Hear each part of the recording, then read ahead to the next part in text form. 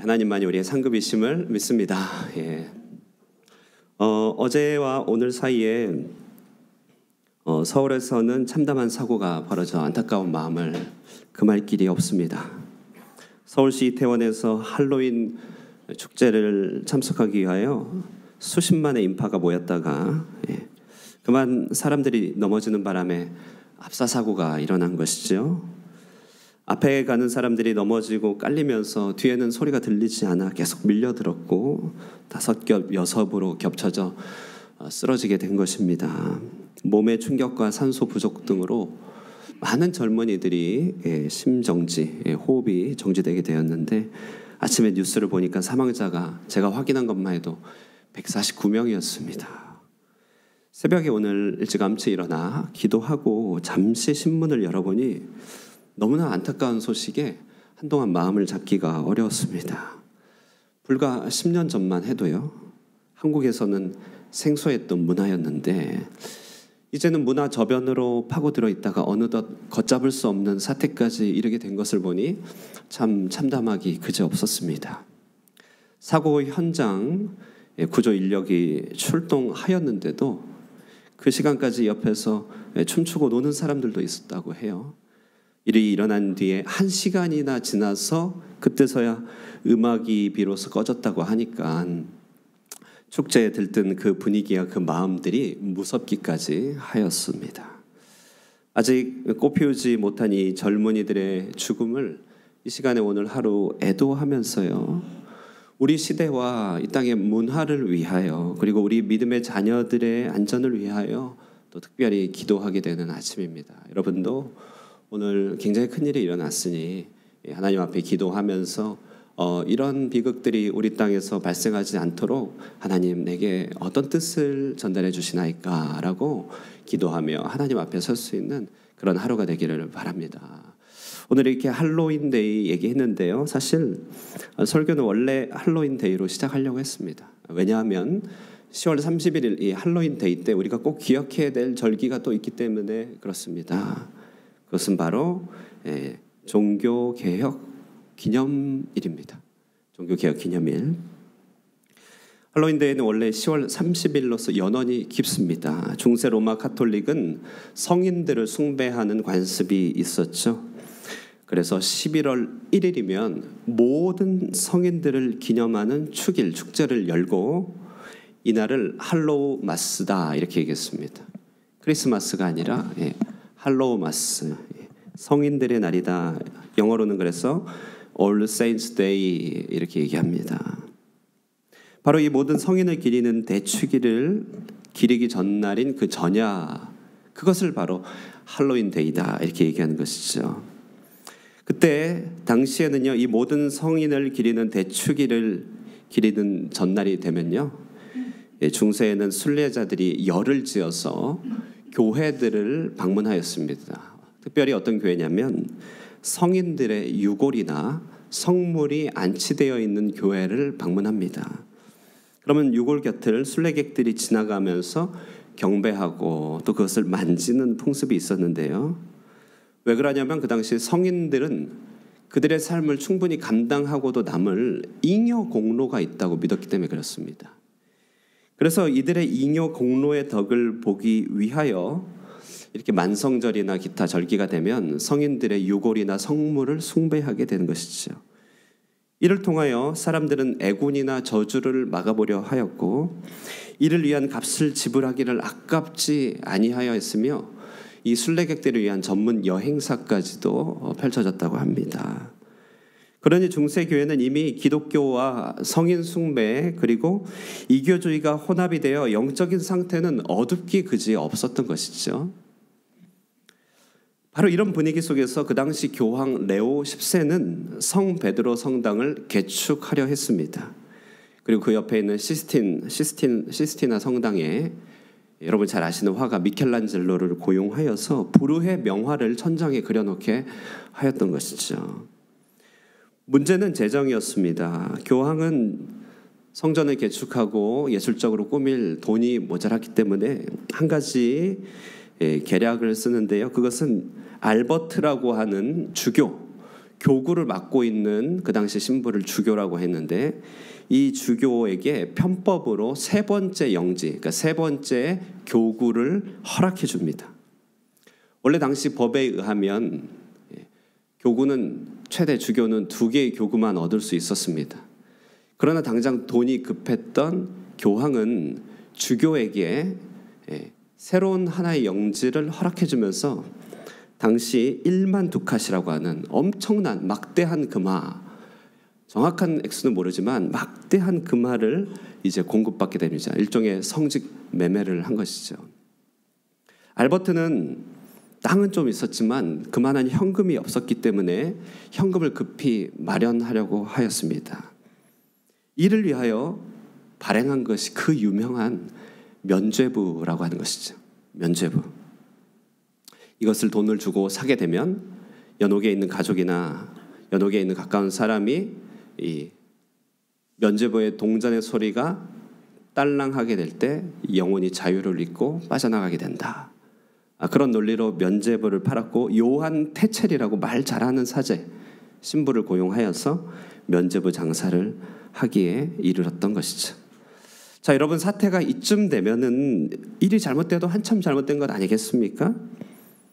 그러나 만성절 성인의 유고를 지나가기 위하여 긴 행렬을 마다하지 않던 당시의 영적인 풍토 속에서 면죄부는 도리어 장사가 잘 되었습니다. 사람들은 그렇게라도 돈을 내서 연옥의 고통을 피하려 하였던 것이죠. 자, 여러분, 당시의 할로윈과 오늘의 할로윈은 겉모습은 좀 다릅니다. 그 당시는 만성절, 다시 말해 성물을 숭배하고 유고를 바라보는 그 행렬이 있었고 오늘날은 이제 코스튬 복장을 하여 순례하는 순례객들이 있지만 한 가지 공통점이 있는데요. 그것은 영적인 책임감과 진리는 방기하고 현세적 위안에 집중했다는 사실이죠. 그것이 공통점입니다. 그런 상황 속에서 면죄부나 성인들의 잉여 공로, 그것이 아니라 바로 성경과 씨름하며 구원의 문제를 다뤘던 유별난 수도사가 한 명 있었습니다. 탁발 수도사, 참 유별난 사람이었는데요. 그가 바로 여러분 잘 아는 역사책에도 나왔던 마틴 루터라고 하는 수도사입니다. 그도 역시 마음의 평안을 얻기 위하여 똑같이 순례의 길을 걸어본 적이 있습니다. 또 유별났기 때문에 그 사람의 자기 자신의 부족함을 너무나 잘 알았고 하나님 앞에서 너무나 큰 두려움을 가지고 있었던 그는 그 평안을 얻기 위하여 성 베드로 성당을 독일에서 이탈리아까지 멀리 순례한 것이죠. 거기서 놓인 유고를 참배하기 위하여 성당 앞에서 그 성당 계단을 무릎으로 기어 올라갑니다. 그렇게라도 정성을 다하면 마음의 감동과 하나님의 은혜가 있을 것이라 생각한 것이죠. 그렇게 하여 올라간 계단에서 바라본 성물, 그러나 그것을 보고 루터는 세상 허물을 느끼게 됩니다. 도대체 저것이 뭐라고 지금 사람들이 이 행렬을 하고 있지? 루터는 큰 충격을 받습니다. 그리고 그는요 다시금 돌아와 시편과 바울 서신을 공부하게 되었는데요. 마침내 거기서 믿음의 도리를 깨닫게 됩니다. 그때 마주한 구절이 로마서 1장 17절의 말씀이죠. 우리 다 한번 읽어볼까요? 다 함께 읽겠습니다. 시작. 복음에는 하나님의 의가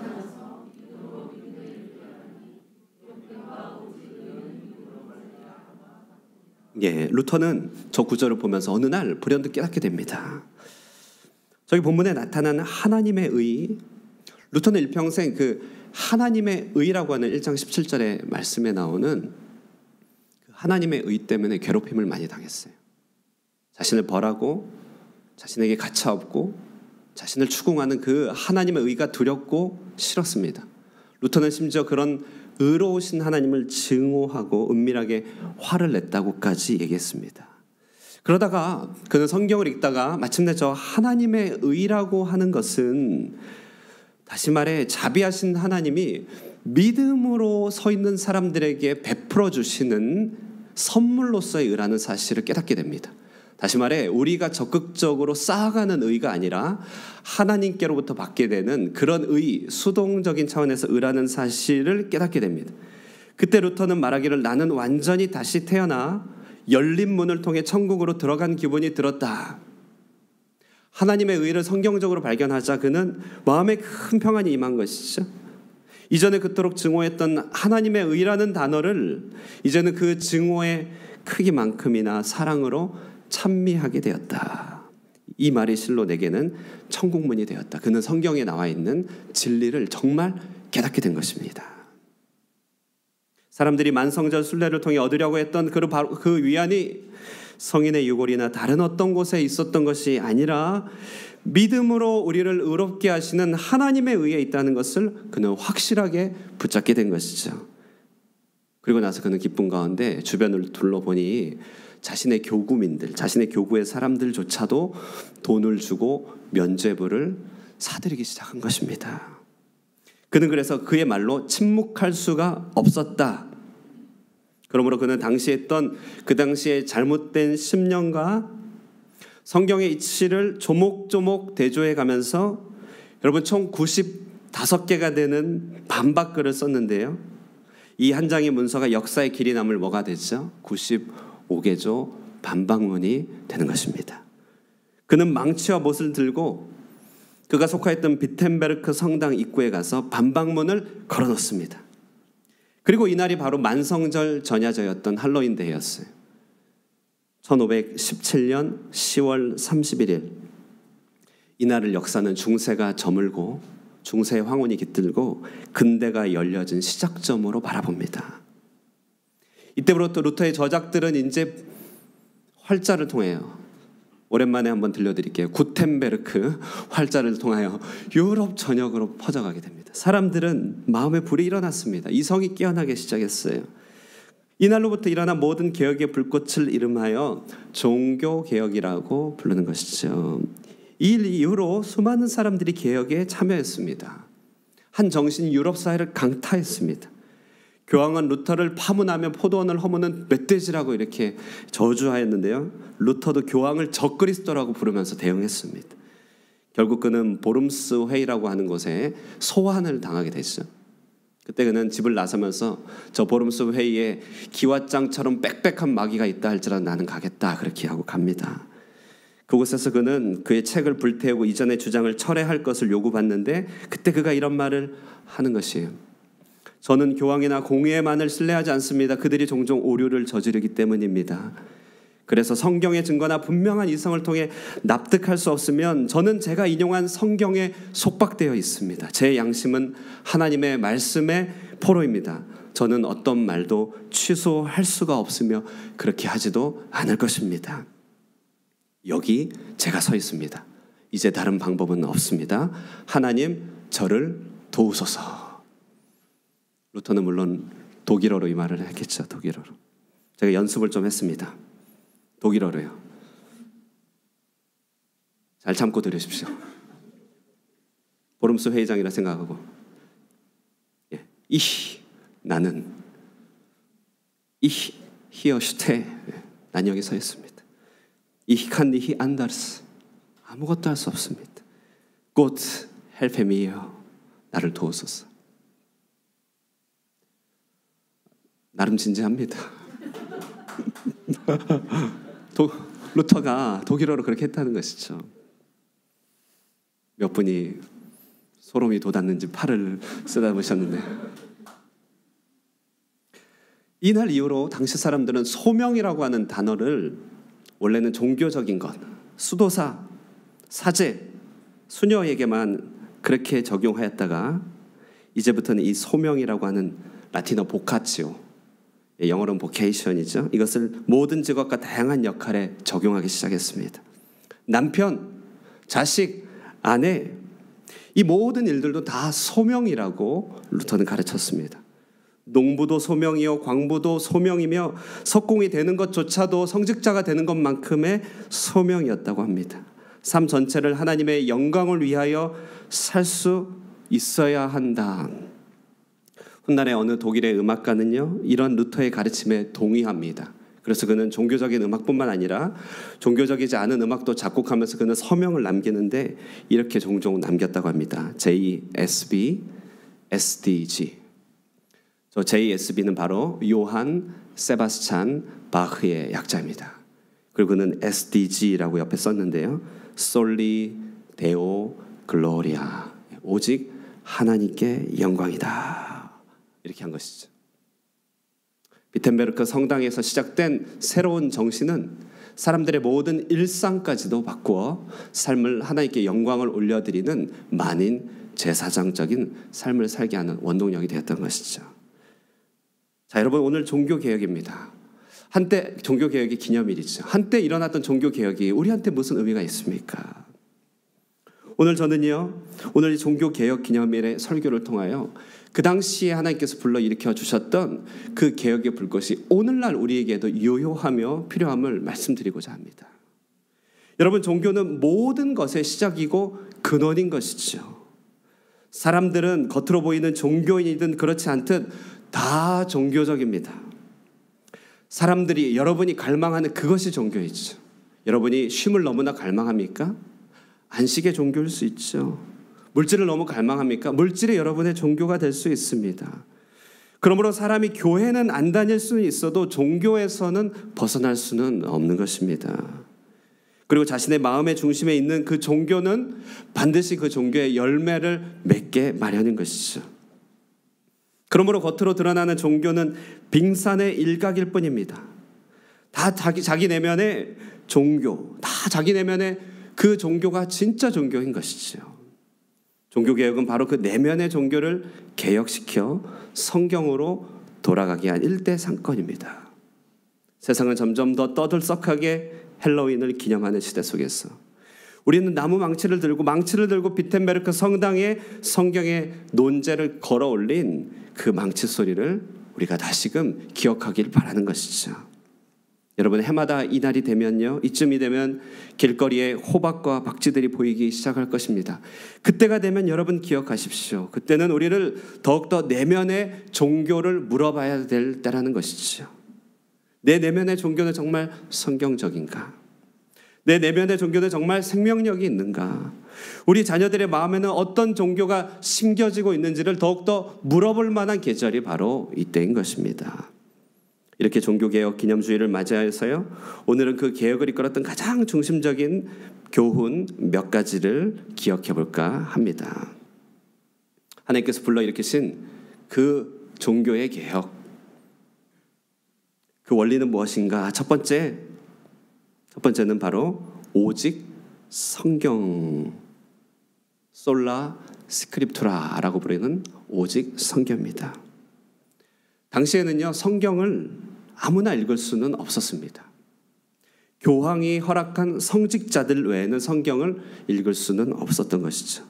뿐만 아니라 성경은 라틴어로 쓰여져 있기 때문에 일반인들이 범접하기 어려운 언어였습니다. 성경을 해석하는 권리도 교회에만 주어졌고 그 최종 해석은 교황에게 있었기 때문에 교황은 성경을 해석하는 무오한 권위로 받아들여지게 됐습니다. 그러므로 종세 교회는요, 백성들에게 말씀의 진실을 가렸던 것이고 사람들에게 미신과 맹종을 요구하며 영적인 어둠의 상태를 방치했던 것입니다. 어떻게 면죄부를 판매할 수가 있겠습니까? 그것이 말이 됩니까? 그리고 사람들은 또 어떻게 그것을 살 수 있단 말이죠?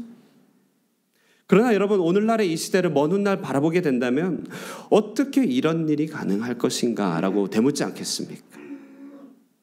오늘날 우리에게는요, 성경을 읽지 못하게 하는 교황도 주교도 없습니다만, 그러나 어떻습니까? 바쁨이라고 하는 교황이, 자기 사랑이라고 하는 주교가 우리로 성경을 읽지 못하게 하고 있는 건 아닙니까?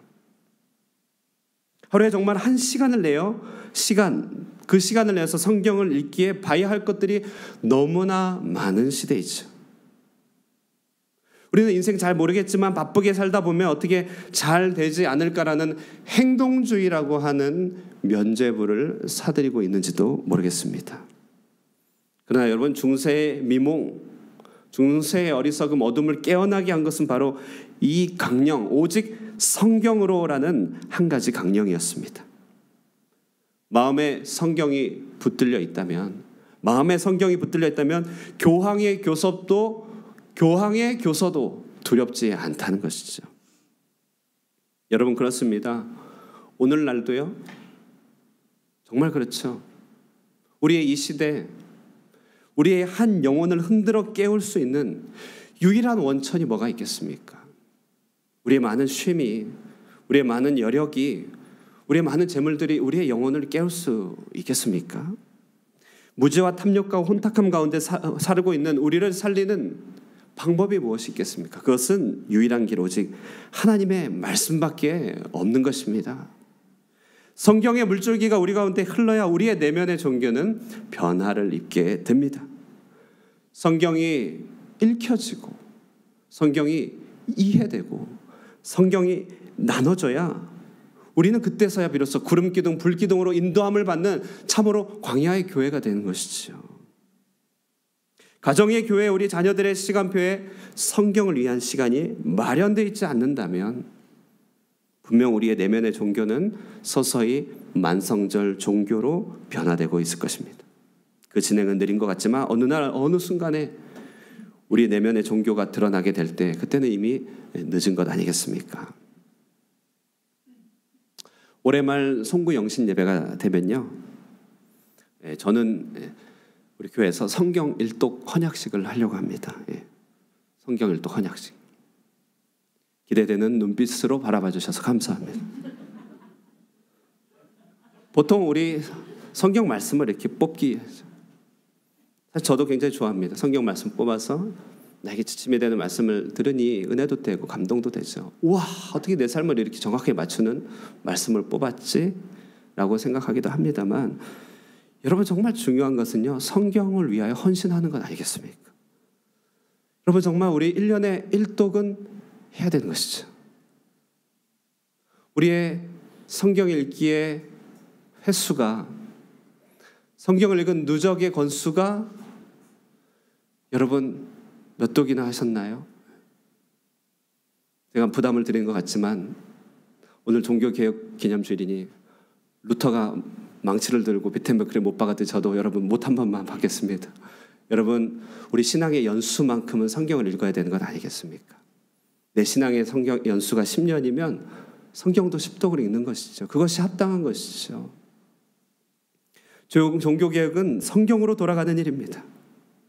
우리의 시간과 우리의 공간과 관계망 속에 성경을 위한 여백을 마련한 것이죠. 성경이 우리 삶을 이끄는 언약궤와 지도자가 되게 하는 것입니다. 이렇게 성경으로 돌아갈 때 우리에게는 온전한 변화가 가능한 것이죠. 이것을 증언하고 있는 것이 종교개혁입니다. 성경으로 돌아가자. 루터는 성경으로 돌아갔던 것이고 거기에서 자유를 얻게 된 것이죠. 두 번째, 종교개혁의 두 번째 원리는 오직 은혜라고 하는 원리입니다. 솔라 그라치아, 오직 은혜. 구원이 면죄부를 삼으로써 얻어지는 것이라는 것 말도 안 되죠. 그러나 사람들은 이미 하나님께로부터 받는 호의를 자신의 노력과 공로로 사들이기 시작한 것이에요. 돈이나 면죄부나 자기의 노력으로 하나님께 의롭다함을 얻고 호의를 받으려고 하는 시도들, 그것이 바로 세상의 종교 아니겠습니까? 그러나 구원은 루터가 바라보니 에베소서 2장 8절에 이렇게 말하고 있는 것을 보게 됐습니다. 너희가 그 은혜를 인하여 믿음으로 말미암아 구원을 얻었나니 이것이 너희에게서 난 것이 아니요 하나님의 선물이라 행위에게서 난 것이 아니니 이는 누구든지 자랑치 못하게 함이라. 구원은 사람이 어떻게 해서 얻을 수 있는 것이 아니죠. 하나님의 사랑과 하나님의 호의와 하나님의 축복은 우리가 뭔가를 해서 따내어낼 수 있는 것이 아닌 것입니다. 이 말은 우리 인간이 무책임하다는 것을 말하는 것이 아니죠. 그것은 우리의 행복과 우리의 기원이 하나님께 있음을 말하는 것이죠.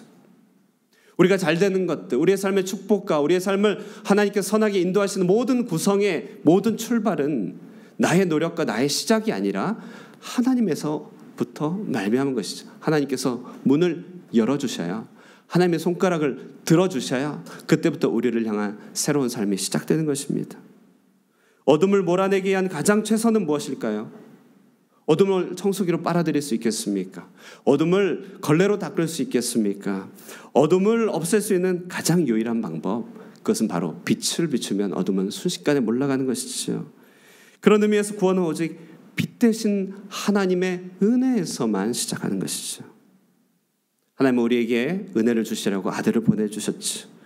그 아들이 우리의 죄와 허물을 짊어지고 십자가를 지셨습니다. 바로 그 십자가에서 하나님의 은혜가 약속되었고 거기가 은혜가 출발하는 장소입니다. 누구든지 그 십자가를 바라보고 붙들고 주님 앞에 서 있는 자, 그에게 하나님께서 은혜의 계절을 시작하여 주시는 것입니다.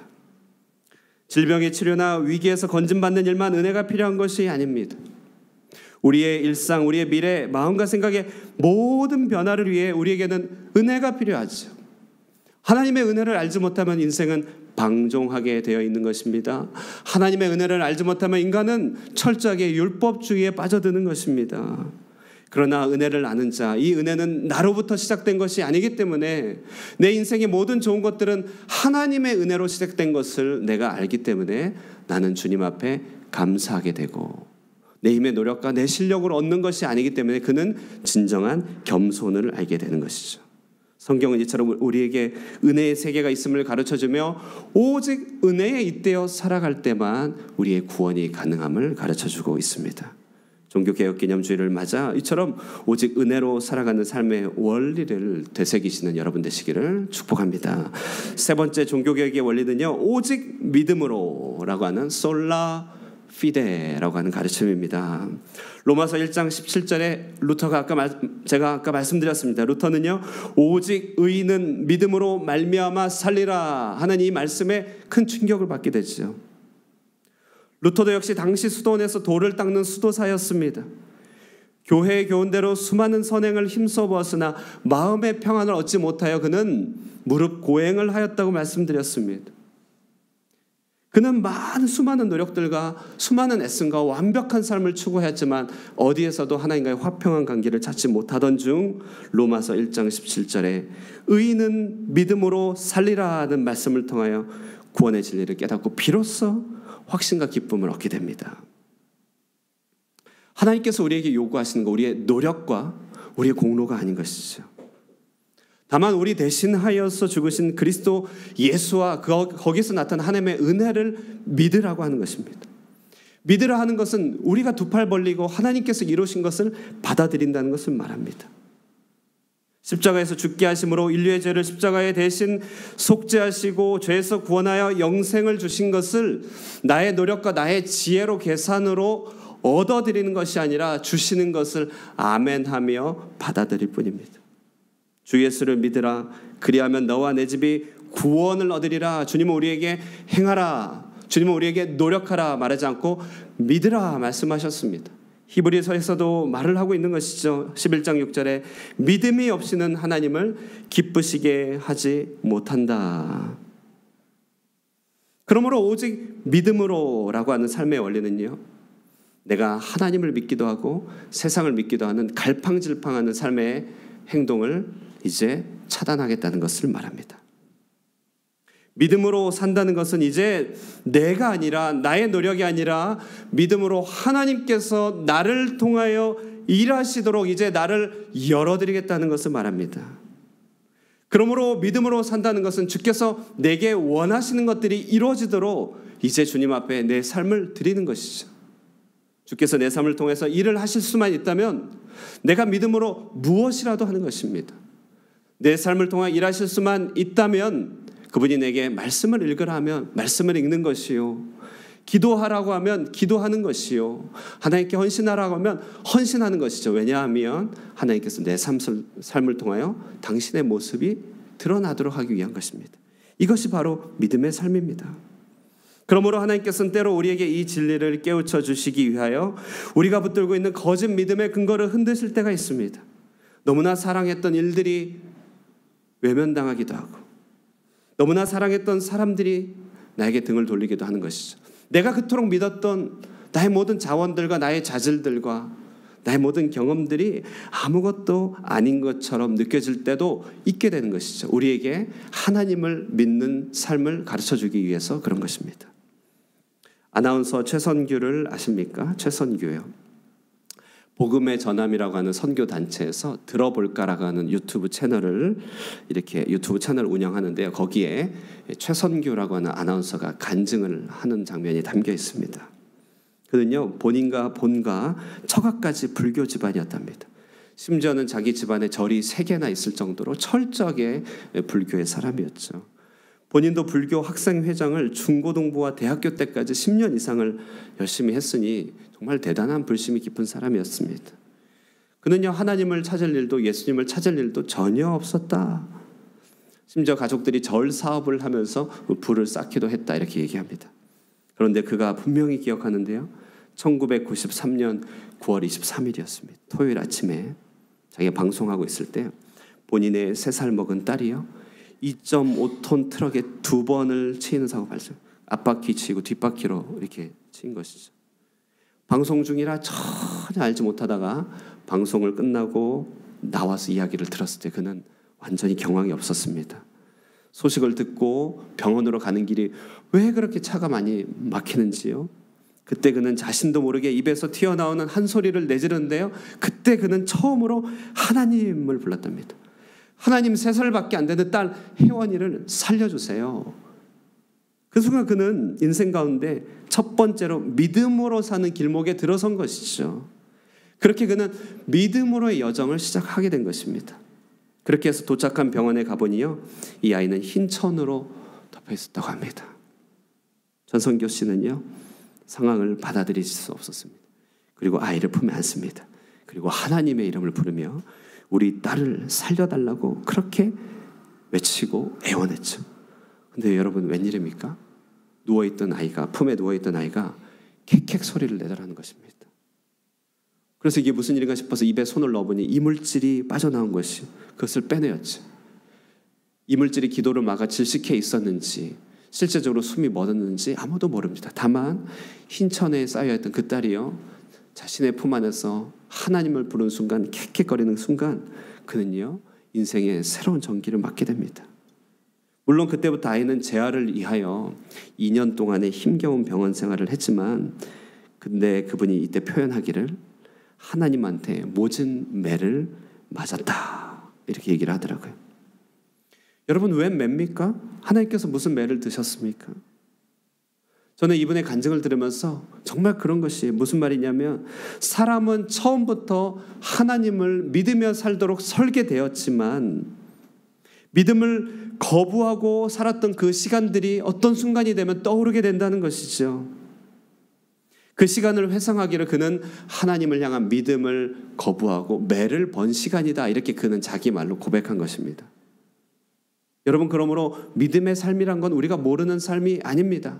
솔라 피데, 오직 믿음으로 그 믿음에 잇대어 살아가는 삶을 우리가 모르는 것이 아니죠. 다만 모르는 척 하는 일이 많은 것이죠. 오직 믿음으로, 이 말은 이제 하나님과 세상사에서 줄다리기 하는 인생의 방향성을 바꾸는 것입니다. 인생을 어떤 행동과 노력과 무언가라도 하고 있는 데서 위안을 얻는 것이 아닙니다.